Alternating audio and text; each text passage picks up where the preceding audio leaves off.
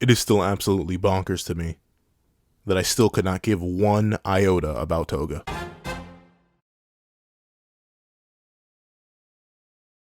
Thank you to our $5 patrons Redwolf 4765, Midnight Gemlord, and Sean. And a very big thank you to our $25 patron Alex Ice Rose. Now, we have this breakdown / review of chapter 382 bars of My Hero Academia. Please remember to leave your own on the chapter in the comment section down below. Leave a like and subscribe if you haven't already. Also, hit that little notification to also miss out on any videos that come to the channel. Also, I do a Patreon down below. Use as low as $1 $1 nice videos, early content, and more. You also now become a member of the channel for as low as $3 a month to get the same perks and more. Some of those perks include the live reaction to this very chapter. Now, let's hop into chapter 382. What's up, guys? I'm Hunter here, and here we are to review chapter 382 of My Hero Academia, which is known as Don't Let Him Go. And overall, I mean, it's heat. It's heat. Don't get me wrong. Like, a majority of the chapter is not that heat. Like, don't get me wrong. It's just not, at least it's not for me, but that's just because I could not care less about Toga. And I feel like Uraraka is still, I literally have an Uraraka rewrite written. I have multiple videos that build up to an Uraraka rewrite written. So, I'll give my more in-depth thoughts about that in those videos. But the end of the chapter is peak. Like, I'm not even going to lie. The end of the chapter saves this chapter. But enough of that. Let's hop right into the chapter itself. So we open up, and we do get to see that in the moment, those two men came to realizations that the situation was not as optimal or as disastrous as it could have been. And I do like that, right? I like how All For One and Hawks are both, like, realistically essentially being propped up as the leaders of their respective group. All For One makes sense. Obviously, it's All For One. He's the big bad. He's pretty much the only villain here outside of now Toga twice that has actually gotten like a name or any attention or anything, legitimately, just because like it's All For One. You got to give him the attention. But I like how Hawks, you know, a guy who isn't the most powerful, isn't the strongest, isn't the most useful of assets, is the leader here. It gives me very much like Batman vibes in terms of, oh yeah, I have no superpowers at all, but I am the big brain boy behind the operation. I really like that with Hawks, especially for a character who you wouldn't necessarily think would fill that role, but you know, power creep is power creep. However, we do get to see that in this moment, the reason the situation isn't as disastrous or as optimal as it could have been for both of them is the fact that Toga kind of sucks at her job. I'm kidding. Obviously, this is the first time ever that she's used this quirk, and she's using it effectively enough to create literally like hundreds, if not thousands, of Twice clones. So, don't get me wrong. Obviously, it makes sense why she's not being able to do what she wants to do. But the reason the situation isn't as disastrous is the reason we see as these clones begin to shapeshift even further using Toga's ability. We see an All For One pop up. Interestingly enough, mask on. Got your mask on. Dabi and Shigaraki. The one Shigaraki pops up and does touch the ground. But, let's say this did work. It doesn't, and we'll get into that in a little bit and why it doesn't. But let's say this did work. Toga, you do realize that you would have, like, auto-despawned too. Like, unless this is the original, but I don't think it is. The original is not here. At least in terms of this case, the original is not here. This Shigaraki, if it had succeeded, if it actually was able to use decay on the massive scale, because it does appear to be Awakened Shigaraki that she transforms into. If it were to be Awakened Shigaraki scale, she would have just, like, slaughtered everybody, including herself. Like, I get wanting to slaughter the heroes, right? That's literally her whole objective. But, like, everybody would have got. Like, this wouldn't have just been a hero's GG. It would have been everyone GG. It's a good thing that it didn't work. I'm not exactly sure. Like, All For One, I get why he would be down with it. He does not care about Toga, and he obviously wants to get by the hero, so Toga destroying everything there would be fine, but Toga, do a little bit of, I know it's hard, I know it's complicated, so listen closely. Think. Use your peanut brain to think. But regardless, we do get to see that it doesn't work. And we get an explanation from Asui of all characters. This, what's the Asui voice? This may be wishful thinking. She sounds froggish in the English dub, from what I remember. But since I can barely do female voices, I'm not going to attempt to do a female froggish voice. This may be wishful thinking, but as bad as things are, they could be worse. If her first move had been to transform into All For One or Dabi and then make doubles of them, we'd have been doomed. Speaking of which, before I go back to Sue's little monologue, if she is able to transform into these individuals and not use their quirks, shouldn't she still be as physically strong as them? Why is she not, like, mollywopping people with just a bunch of Shigarakis and All For Ones? Like, All For One maybe I get, because you could argue that he's only as strong as he is because of the quirks. We don't know if he went under the same body alteration stuff that Shigaraki did. I'm pretty sure he didn't. I'm pretty sure he just didn't do that. So I get why the All For One clothes wouldn't be too useful, especially considering the All For One she transforms into here isn't even the young one, it's the one with the mask. So it's an old, decrepit guy with no access to his quirks. So it makes sense why that guy isn't used. But, like, if she's transforming into Prime Awakened Shigaraki, heck, even a Warwick Shigaraki, a bunch of Warwick Shigarakis would be way more useful than a bunch of Twices. Like, just physically. Because we know that Warwick Shigaraki isn't Prime All Might level because of his quirks. Prime Shigaraki is Prime All Might level because he was biochemically restructured to be Prime All Might level.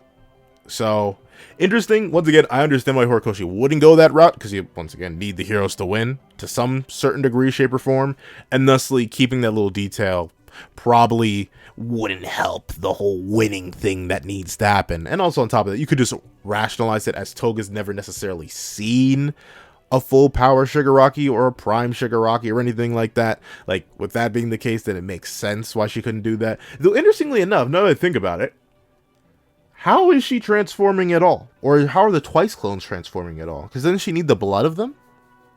How is she transforming? Because she doesn't have her gear on her anymore. So I'm shocked she's even able to transform into all these individuals at all. Because realistically, she shouldn't be able to do that unless she has their blood. And even if you want to, I mean, like, maybe is the main Toga acting as like a satellite system? I'm not exactly sure how it's working here, because we do see the main Toga later on in this chapter. But I don't get how she's able to do that now that I think about it, because she should require their juicy life juice still. So these clones that shouldn't have access to that shouldn't be able to do it. But whatever, you know. Once again, I'm trying to be softer on My Hero Academia. Quirks were the softest power system to ever be introduced. They're essentially, they're only a power system in name and ideology. They're very barely a power system as in like a set of rules and guidelines. Horikoshi will break whatever rules whenever. If there's an explanation for this that I missed, then there's an explanation that I missed, but realistically, Toga shouldn't be able to transform into any of these guys at all. But, or at least the Toga clone shouldn't be able to. But we do get to see, cutting back to Sue's monologue, but that's not how it played out. Our only hope of victory is the reason behind that. We know that clones created by the original Twice's quirk, or double quirk, could use their own quirks, but based on what you learned, Aravity, when Himiko transforms, she can only use the person's quirk if she loves them. Some sort of compatibility issue, maybe. Either way, it seems like Himiko's own restriction applies to the doubles she creates after transforming into Twice. If so, we can assume her love doesn't extend to Shigaraki and those others? Maybe that's why she can't use their quirks? Now, don't get me wrong, I'm happy that Sue is getting screen time, but darn it, like, you could have Uraraka say this, or something like that, or have Uraraka figure this out, or, like, mentally think this. Dude, give Uraraka something. Gosh darn it. Like, please. Please, the character has nothing. The character has absolutely nothing. Give her something. However, we do get to see that Asu's like, I may be off the mark, but in an extreme situation like this, a single emotion could override that restriction at any second. That's why it's imperative that we track down the original Toga Himiko quickly. Though the thing is, it doesn't, I mean, I guess. Once again, I wonder if it's like a satellite system. If the original Toga feels something, will the other Togas start to feel something? The Toga Twices? Because realistically, if the one Toga gets it, I guess she could start producing clones that have the quirks of the others that transform. But once again, how could the others transform if they don't have blood? How's her one emotion that could connect to the others even matter at this point? I'm not exactly sure how taking down the original does anything. Because we know the clones of Twice can operate mostly fine, because when they say take down, they don't mean execute. Like, it'd be one thing if they were playing to execute the original Toga, because then we know that would automatically GG the rest of the Twice clones, because when the original perished, all the clones perished. We know that's a rule that's set up by the double quirk. But taking down the original Toga and just subduing her isn't going to suddenly stop all the other clones from making more clones and more clones and more clones. It's not going to happen. They would just keep doing their own thing. I don't know. I don't see the Sad Man Parade stopping because they take down the original. But, you know, new rules, new limitations. Once again, we got to plot in order to plot. And we do get to see that Uraraka begins to think, like, okay, if we really need to take down the original, even though that shouldn't do anything, what might give her up? and we see Uraraka flashback to these weird Toga pen. I don't know. Like, I love Horikoshi's art, but I've never been a fan of how he does Toga at all. I don't know. I know I'm just old. Like, legitimately, I know people love Toga for very specific reasons that are even displayed in this very chapter. But I don't know. Like, he always draws her, and it works, right? Like, I'm not even saying it's bad art. I'm not saying Horikoshi's a terrible artist for how he draws Toga. But, like, the way he, like, creepifies her, and the way he also just, you know, draws her, you know, without the clothes half the time, also just isn't necessarily my thing. Then again, I'm a baby. Like, I'm an old baby. I said I'm old in the sense that, you know, drawing a clothesless thing is just not for me. You definitely heard me critique about the whole Hagakure thing, and yeah, my same critiques here. Probably will it be the thumb? No, it won't be the thumbnail. I think Shinzo has to be the thumbnail. But with that, or Young all for one. I'm not sure. I'm not sure what I'm gonna make the thumbnail. There is also that really good multi Toga twice pen. I don't know. There are a couple. I didn't actually make the thumbnail. Maybe did I? Did I already make the thumbnail? I'm sure. Let me double check. Did I make the thumbnail? This is what happens when you think and do things out of sync. No, I did not make the thumbnail. So wait, maybe I did. I'm not sure. But with that being the case, it is just not for me. But I can understand why people do enjoy it. However, we do get to see that the reason Toga is not able to do the quirky thing is, in fact, because of exactly what Asui theorizes. And Toga even talks about it. I love Tomura and Toya, but unlike Jin and Ochika-kun, their quirks aren't working for me. Even when I tested it before the big battle, nothing. Even though I love them to bits, even though that love should be there, even though Jin's quirk works for me. Why can't I become Jin? And, you know, I don't, once again, this may just be a disconnect for me, but I do not feel bad for Toga. Not a single bit. Like, just beyond a shadow of it. I'm not sure if I am. Like, the thing is, at least if I go by the fandom, I should feel bad for Toga. Like, I feel like that is what the fandom consensus is. Like, Toga's just a misunderstood character, society treated her wrong, and thusly, I should feel bad. But I don't know. Like, you're looking at the #1 guy who does not care for Dabi, but I feel way more bad for Dabi than I ever do for Toga. I feel way worse for Shigaraki than I ever did for Toga. Heck, I feel even worse for Twice. No, I was not reviewing at that time. I wish I was reviewing all the way back then, so I could show you how my reaction to Twice's, you know, ceasing of the living was not a sad one. I was like, good. I was one of the few that was like, good on you, Hawks. Take out that worldwide threat. Like, legitimately, I don't know. I do not feel bad for people who wish to, like, you know, slaughter countless innocents. It's just shock horror. It's not me. It's just not my vibe. So no matter how many times, like, I see Toga, like, cry or get sad over the fact that she's failing to, you know, slaughter thousands, I just laugh. I just I just don't feel bad. But I feel like Hori wants me to feel bad. That's the thing. I feel like this is supposed to be like, oh no, you should feel sad emotions over this because, you know, a character is not getting what they want. It's like, I feel like that is the case. I feel like that's what Hori's looking for out of me. But I just can't provide it to him. I don't know. It's just not in my repertoire. It's not in my bank account. I can't give it to him. I just cannot. It's just not there for me. I'm sorry, Hori, but it's just, I do not feel bad for this character. And I do not think, I think she should get done just like her boy toy. Like, legitimately, she is a international threat. Just, hey, it be like that when it be like that sometimes, you know. Tough luck, maybe in the next life. But as we see, she's like out here literally just, all her clones are repeating, all heroes must go, all heroes must go, all heroes must go. You need to go. Stage left. Like, now. Like, maybe even yesterday. Like, forget now. Yesterday, you should have been gone. I don't know, Toga. I don't know. It's you in a rough spot. Sympathy is something you are not getting from me. But regardless, we do get to see that Uraraka notes that I don't oh, never mind. This is the narrator talking about Uraraka. She's always loved seeing happy people. So of course, she zeroed in on her tears. Oh no. I feel so bad for this terrible human being. Like I don't know. Once again, maybe I'm just cold, heartless, and old. Maybe it's just like my cold, dead heart cannot be swayed. Like, and I don't know. It's just, two characters who I've always been either relatively indifferent to for the most part, or just didn't like. Toga's that didn't like, relatively indifferent to is Uraraka, but also mainly don't like. But that's how she's treated by the narrative, not so much Uraraka herself. So I do just find the fact that things that she zeroed in on were her tears. Oh, like how'd she even see that? Like, I get it. Once again, it's a manga. It's a manga. But like, you are in the middle of a heated battle against multiple beings that are trying to end your life, and somehow you notice the one of the hundreds, if not thousands of them that's crying through multiple bodies in the middle of a rainstorm. Like, I can suspend my disbelief. But come on now.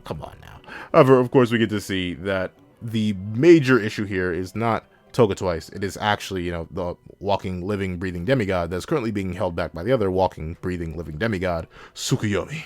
And essentially, they're just hoping to run down the clock, prevent All For One from really going anywhere as he de-ages. And we see that Hogs is so real about it. He's like, he's probably invincible now, but time's not on his side. We should be good. And we got Endeavor to thank for thrashing him once already. Now let's put a stop to him here. Provide Dark Shadow with cover, block out the light. Fulfill and fuel his darkness. And we see that Cammy even goes out of her way to start building an Aurora night sky glamour. Though I don't get the Aurora part. Like, that's light, Cammy. Just make it darker or whatever. Though we do get to see that the split goals here are to, 1, keep All For One down, and 2, stop Toga from making more of herself. But the thing is, you have to, like, slay every single Toga to do that. So I'm not exactly sure that's a possibility. Though, with that being the case, nothing is going to go well for them. Or maybe not. As we see, Dark Shadow is blown back by a massive burst of energy, and of course a bright flash of light, which shrinks Dark Shadow down drastically, meaning Tokoyami, I mean, he did his job. He did run down the clock a bit, but he still ain't him. And we do get to see that All For One's like obnoxious as ever. Bruisers who oppose with brute force.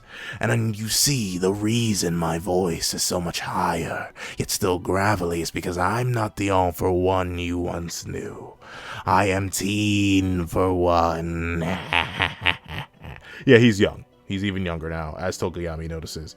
And we do get to see that now that he's realized that he's even younger now, he heard his own changed voice. He's like, whoa there, Nelly. I am gone. And he flies off. And we do get to see that they try to chase him down. And Inasa very specifically sends Tokoyami at him with a burst of wind. But All For One is just a bit too speedy. They are not going to be able to catch him. And interestingly enough, he's bursting with Black Lightning, which looks a lot like Black Whip. Though, with this being the case, we see that as All For One is speeding away, he sees Makia in the distance. And he's like, hey, yo, Makia, get him up out of here. Get him up out of here. And we see that in reality, Makia throws a mountain at him. And with this being the case, he wonders how, and it's because Shinso has taken over Makia, using his ability, likely using All For One's voice to control and break down Giganto Makia and becoming just the ultimate weapon for them, which is good. They just gotta hope Makia doesn't get hit by All For One or anything like that, because if he does, they're in trouble. But overall, W chapter. Like, even if, as much as I complain about like Toga and Twice and all that stuff, I don't necessarily care too much about it. It's just me airing my complaints and telling y'all why I don't care. And overall, it was pretty solid. I like Shinso showing up at the end, Kirishima being there, using Makia as a weapon. I'm always down for that. A little non-consensual control goes a long way. Overall, very W chapter. However, that's what I think. Please, what you guys think in the comment section down below.